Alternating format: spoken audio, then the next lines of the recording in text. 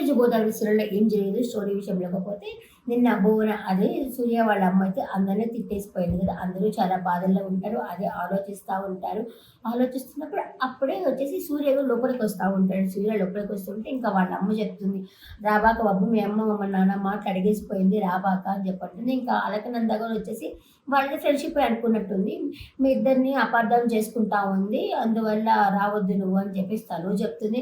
తను ఏదో చెప్పబోతాడు. అయినా కూడా వద్దు, రావద్దు, మా ఇంటికి మీరు రావాల్సిన అవసరమే లేదని చెప్పేసి చెప్పడం అయితే జరుగుతుంది. ఇంకొచ్చేసి బావతో బావ అతన్ని పంపించేసేయ్ అని చెప్పేసి అలకనంద కూడా చెప్తుంది. ఇంకా వచ్చేసి అతను రా అని చెప్పేసి సైడ్‌కి తీసుకెళ్ళి మాట్లాడుతా ఉంటాడు మురళి. అప్పుడే జాను వచ్చి సూర్యతో మాట్లాడడానికి వస్తుంది.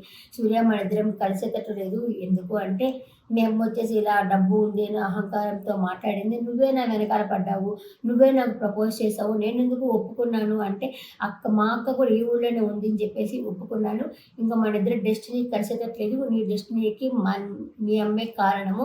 కలవలేకుండా చేస్తా ఉంది" అంటే ఇంకా సూర్య, "నాకు ఒక్క ఛాన్స్ ఇయ్యి జాను. నేను ఎలా అయినా సరే మా అమ్మని ఒప్పించి చేసుకుంటాను" అంటే, "అది జరిగేటట్లేదు. సింహాద్రి వాళ్ళ కూతుర్ని పెళ్లి చేసుకోవాలని చెప్పేసి మీ అమ్మ చెప్తా ఉంది కదా" అంటే, "దానికి తన ఒపీనియన్ కదా! నా ఒపీనియన్ నేను పెళ్లి చేసుకుంటాను" అని చెప్పేసి సూర్య చెప్తానే ఉన్నాడు. ఆ చెప్పినా కూడా మనిద్దరం కలిసేటట్టు లేదు అని చెప్పేసి, "నువ్వే వెనకాల పడ్డావు గానీ, నీకిష్టం గానీ, నాకిష్టం లేదు" అన్నట్టయితే ఆ అమ్మాయి మాట్లాడింది. నిజంగా కానీ సూర్యని జాను గాని ఇష్టపడేటట్టుకుంటే ఇప్పుడు మీ అమ్మ పెళ్ళికి ఒప్పుకోవట్లేదు కదా! ఏం చేద్దాం అని చెప్పి సూర్య డెసిషన్ అడిగేది. ఎంతసేపు తన మీదకే నెట్టేసి తనతో నీ ఇష్టమే నాకేమంత ఇష్టం లేదు అని చెప్పడం అయితే నాకెంత అంతగా నచ్చలేదు. ఇష్టపడింది కదా! నేను ప్రపోజ్ చేసినప్పుడు కూడా ఇష్టపడింది కదా! అలాంటప్పుడు ఇష్టము అని ఒక ఐడియా తనకి ఒక సపోర్టివ్‌గా మాట్లాడుండొచ్చు. అలా మాట్లాడలేదు. పాపం తను ఒంటరి అయిపోయాడు. సూర్య వచ్చేసి మొహం మీద తలపేసి చూస్తుంది. జాను వచ్చేసి ఇంకా లోపలికొచ్చేసి అందరూ అన్నం తింటాము అనుకున్నప్పుడు అందరూ కూర్చుంటారు జాను వాళ్ళంతా. ఇంకా ఆకలి లేదని చెప్పి ఆలోచిస్తా ఉంటుంది. సూర్య చేయి సూర్య ఫస్ట్ పరిచయం అయింది. అదంతా ఆలోచిస్తా ఉంటుంది జాను. ఇంకా అలకనంద వచ్చేసి, "రా అన్నం తిందువురా" అంటే, "నాకు ఆకలిగా లేదు" అని చెప్పేసి జాను చెప్తుందనమాట. చెప్పేసరికి, "లేదు అందరి కోసం తినాల్సిందే రా" అని చెప్పేసి జాను లాక్కొస్తుంది అలకనంద. ఇంకా అందరూ టేబుల్ దగ్గరైతే కూర్చుంటారు. ఇంకా అన్నానికి అని చెప్పేసి.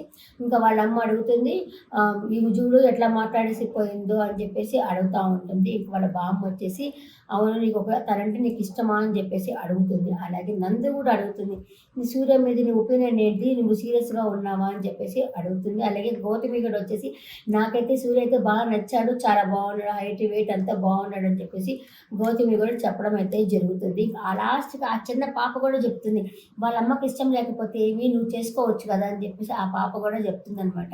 ఇంకా మురళి వచ్చేసి, "జానుకు తెలుసు ఏం చేయాలో, ఎలాంటి నిర్ణయాలు తీసుకోవాలో" అని చెప్పేసి సూర్య అంటాడు. జాను అంటుంది, "కుటుంబం అన్నాక అందరూ ఇలాగే చెప్తారు కదా! చెప్పే రైట్స్ వాళ్ళకున్నాయి కదా" అనేసి జాను అంటుంది. ఇంకా వాళ్ళ అమ్మ వచ్చేసి ఇంటికి పెద్దగా మగ మగపిల్లోడిలాగా అన్ని పనులు చేస్తా ఉంటుంది కదా! అదే బాధ్యత తీసుకునింది కదా! అని చెప్పేసి అంటుంది. పెద్దామె కూడా వచ్చేసి, "బాధ్యతలు తీసుకున్నంత మాత్రాన ప్రేమించకూడదా? పెళ్లి చేసుకోకూడదా?" అని చెప్పేసి తను అంటుంది. నేను కూడా అదే అన్నా. జాను ఒకవేళ తనంటే ఇష్టము అన్నప్పుడు తనకి సపోర్టివ్‌గా మాట్లాడాలి.